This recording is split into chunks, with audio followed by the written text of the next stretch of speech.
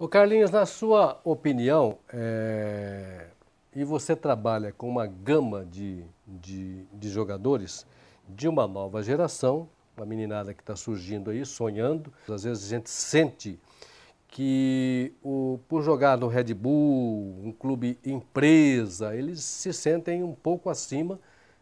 Na realidade, acaba sendo um pouco acima, né? Porque pela estrutura que tem o time, pela estrutura que tem a empresa.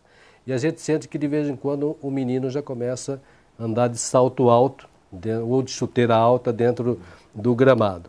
O empresário, na sua opinião, hoje, ele ajuda ou ele atrapalha?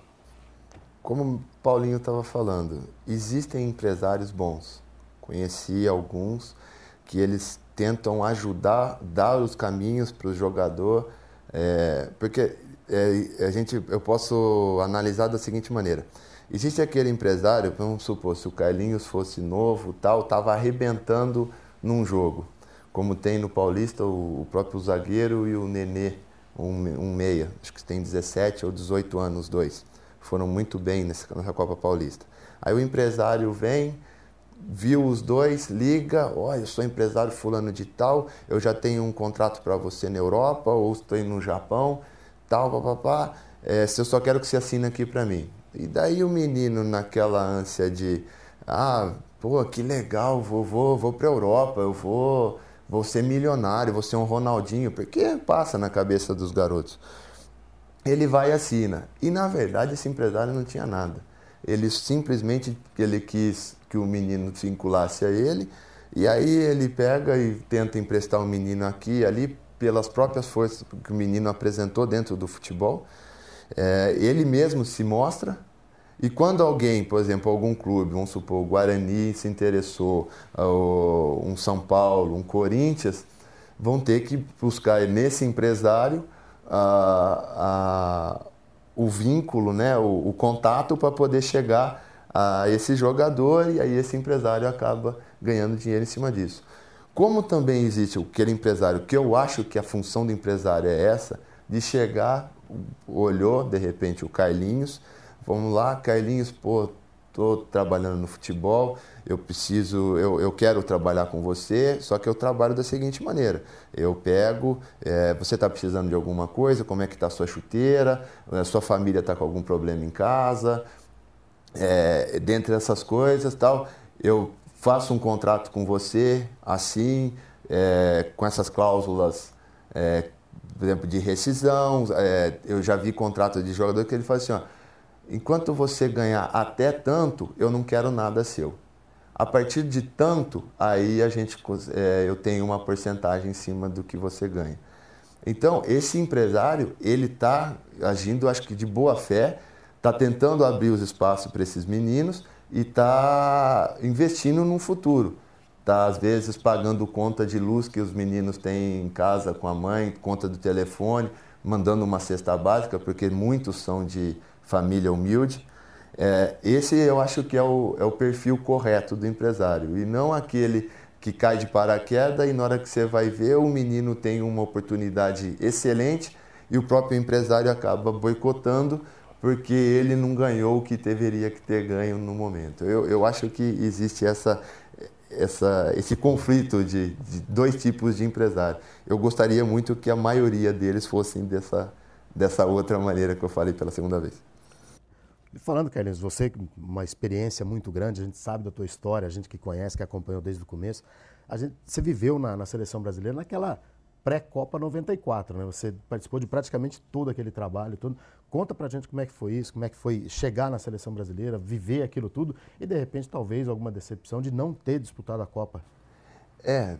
Não foi nem tanto a Copa, foi mais a Olimpíada depois de 96, porque eu sempre fui relacionado pela categoria de base do Guarani, eu sempre peguei quase todas as divisões das categorias de base da seleção. Uhum. E, lógico, quando você entra em contato e você já está chegando próximo a atingir o profissional, o convívio ele fica cada vez mais próximo das grandes estrelas que estão servindo a seleção principal. Uhum. E tudo isso gerou uma uma expectativa grande de você também ser alguém dentro do futebol. Então eu consegui, por algumas vezes, eu nunca tive uma cadeira cativa dentro da seleção. Mas, pô, eu fui capitão da seleção pré-olímpica que em 96 conseguiu ser campeã dentro da Argentina para a Olimpíada. Fui para Toulon, tive por diversas vezes também em alguns amistosos da seleção principal, aquela do aviãozinho do Zagallo na África do Sul, eu estava lá. Então, esse convívio com jogadores de alto nível, eu até brinquei outro dia com um jogador. Quando você joga com um jogador bom, você fica bom também. É engraçado isso. Essa chegada sua na seleção foi você estava com quantos anos? Na principal? Na principal. A principal eu tinha 21 anos. 21 anos. Isso te ajudou mais ou te atrapalhou mais na sua... Não. Em cima da expectativa que você próprio montou e em cima da expectativa que a imprensa, o torcedor tinha com você? Ajudou, só que eu não vou mentir que eu me perdi um pouquinho naquele momento. Por que você se perdeu? Subiu um pouco a cabeça. Às vezes serve de exemplo, isso é bom. Às vezes a gente acha que, por mais que eu sempre preocupei em tentar tratar todo mundo bem, tinha hora que eu achava que eu jogava mais do que realmente eu jogava. E aí eu falava, hoje eu não vou treinar tanto assim, eu não preciso, tal. Mas eu queria ter a cabeça que eu tenho hoje naquela época, mas acho que isso daí são poucos que conseguem, normalmente os fenômenos. Não, falar em fenômeno, eu me lembrei agora, porque a gente tem um fenômeno no futebol do Brasil inegável, que é o Neymar da equipe do Santos, né? O Neymar levou uma pancada, levou uma porrada aí no auge, né? Quando ele estava se achando muito, né? Excessivamente. Eu considero que é uma frase dita pelo René Simões. Vocês estão criando um monstro dentro do futebol. Aquilo deve ter doído bastante, né? E servido de exemplo. O René foi muito contestado pela imprensa e tal, mas depois o pessoal acabou reconhecendo. Você acha que essa pancada que levou o Neymar acabou ajudando ele? Acho que sim. E entendo o Neymar também de ter conseguido... ter subido a cabeça, vamos dizer assim. Imagina um garoto que, nas categorias de base, dentro do clube todo mundo olha ele de uma maneira diferente, porque já sabe aonde ele pode chegar. Só que quando ele dá o boom no profissional e ainda deu a sorte de cair num time que encantou, todo mundo fala, pô, resgatou as origens do futebol brasileiro. E daí todo mundo só fala dele. Existem, como eu disse, muitas pessoas em volta, ao entorno dele, que acabam falando muita coisa. Dessas muitas pessoas, se a gente conseguir contar numa mão, vão querer o bem dele. As demais vão tentar sempre tirar uma lasquinha de estar do lado do Neymar, que de repente respinga alguma coisa para ela. Seja financeira, seja só do fato de estar convivendo junto, de ser amigo do Neymar. E essas pessoas podem levar ele para um mau caminho. Eu lembro que muita gente dava tapinha nas minhas costas quando eu estava na seleção.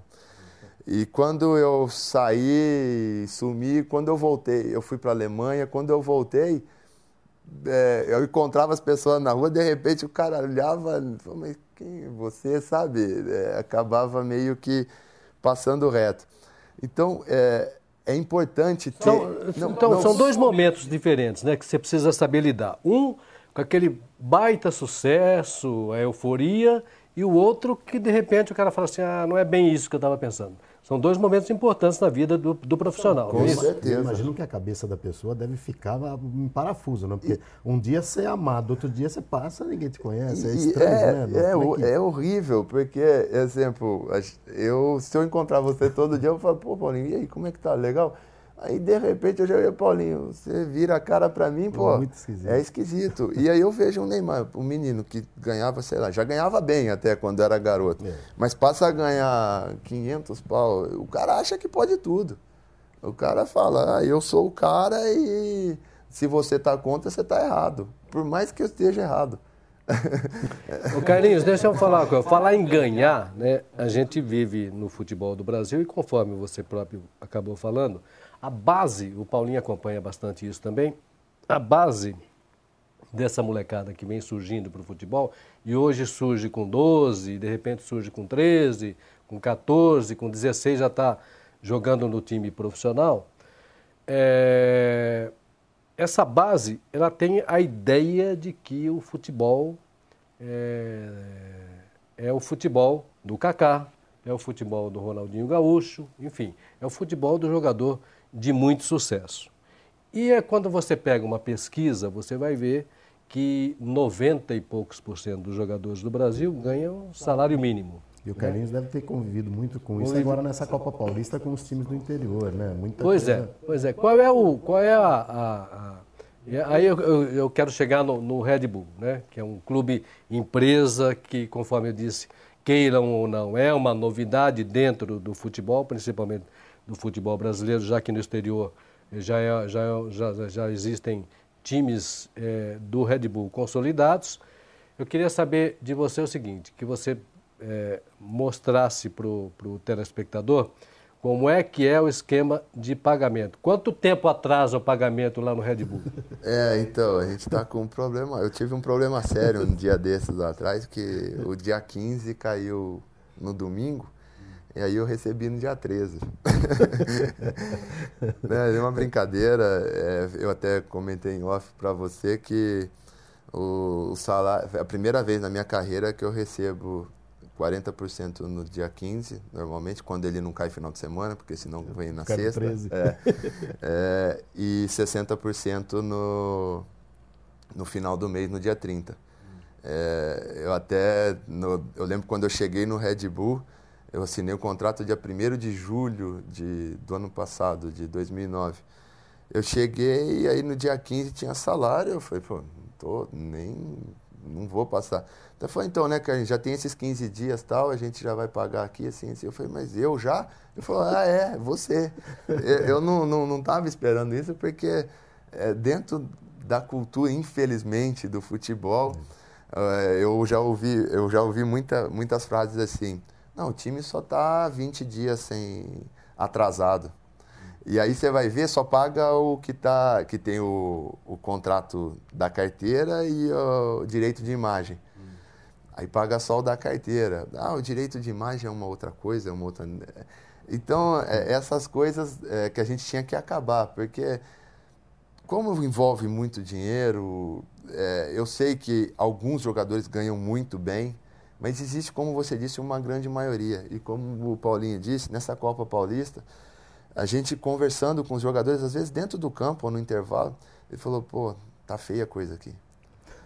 Eu cheguei aqui dia tal e ainda eu não vi a cor do dinheiro. Isso já tinha 2 meses de campeonato. E ele falou assim, e o salário é pouco. O salário mínimo, um pouquinho mais, um pouquinho menos.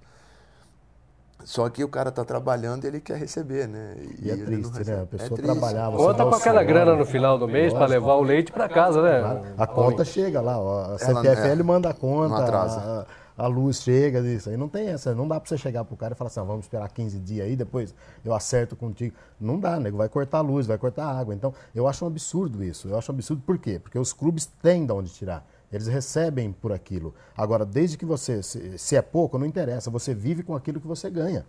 Todo trabalhador vive com aquilo que ele ganha. Por que os clubes gastam mais do que pode? Tá errado, alguma coisa tá errada. Por isso que eu acho que eu defendo que o cara tem que doer no bolso dele. O cara não pode ser presidente de um clube e de largar tudo jogado e depois penhora o clube, penhora estádio. A gente vê cada absurdo aí. Por quê? Porque é má administração, porque os caras oferecem coisas que eles não podem fazer. Se o Red Bull fala assim, eu vou te pagar tanto, é porque ele sabe o quanto ele pode pagar. Isso. E é o certo, não é o errado. Não é o Red Bull que está fazendo o milagre. O Red Bull está fazendo o certo, simples, básico.